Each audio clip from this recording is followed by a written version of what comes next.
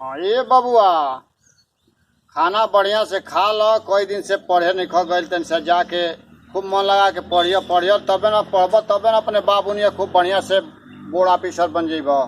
ठीक बा माई, एक तू चिंता मत कर। हम जाके खूब बढ़िया से पढ़ेला, हम नाम रोशन करब। कह के बबुआ खाना वाना खा पी के बन ठन के तो चल गई आ जाके का कैले बाना वही तरह का रचना में लिखल गई बा। और आप लोग की रचना अच्छा लगी देखे लाइक कल जाए। पहली लाइन करवा, केवनी कलम से बबुआ लिखल तकदीर बा। कभी कहले बा कि इतना जन बा पढ़े जाता तो का करता, कभी उनका व्यवस्था देख के जन बा उहे लिखले बा। केवनी कलम से बबुआ लिखल तकदीर बा। अरे केवनी कलम से बबुआ लिखल तकदीर बा। बबुआ घर से का कह के गइल बना उहे चीज लिखल बा। बबुआ घर से गइल पढ़े, कहले बना कि माई हम जाता नहीं पढ़े। बबुआ घर से गइल पढ़े, उ तो गाड़ी पर गइल चढ़े। बबुआ घर से गइल पढ़े, उ तो गाड़ी पर गइल चढ़े। पिए सिगरेट धुआं जैसे दमकल्ला मशीन बा। केवना कलम से बबुआ लिखल तकदीर बा। पिए सिगरेट धुआं जैसे दमकल्ला मशीन बा। केवनी कलम से बबुआ लिखल तोहार तकदीर बा। और का कैले बना, अरे गाड़ी पर बैठे टीटी, अरे गाड़ी पर बैठे टीटी, बबुआ लोग बजावे सीटी। गाड़ी पर बैठे टीटी, बबुआ लोग बजावे सीटी। और जहाँ जहाँ उख देखे, और जहाँ जहाँ उख देखे, घींचे जंजीर बा। केवनी कलम से बबुआ, और केवनी कलम से बबुआ, और लिखल तोहार तकदीर बा। केवनी कलम से बबुआ।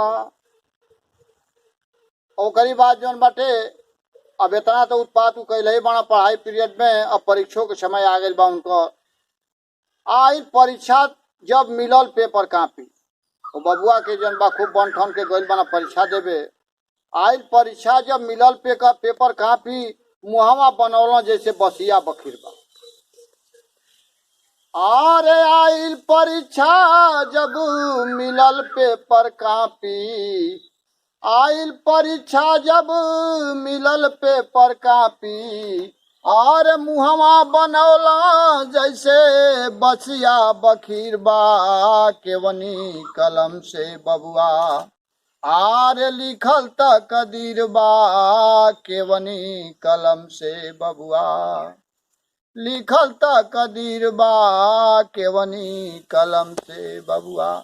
ई बबुआ तो जौन बा पढ़ाई में जौन बाटे उत्पाते कैले बना, पढ़ाई में बबुआ कैले बना खेल। आयल परीक्षा तो हो गई ना फिर। अभी बताओ कि कितना माई बाबू के संगे इनकी जौन बाटे विश्वासघात कैले बना। यही तरह का आज की युग में बबुआ लोग बा।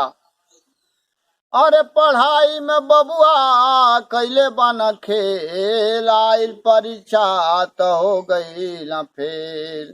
यही में ई रचना कवि लिखले बा, का कहले बा।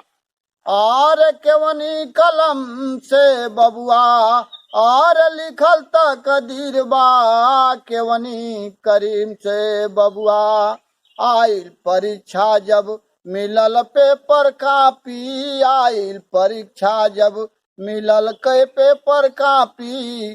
और मुहवा बनौला जैसे बसिया बखीर बा। केवनी कलम से बबुआ, और लिखल तकदीर बा। केवनी कलम से बबुआ।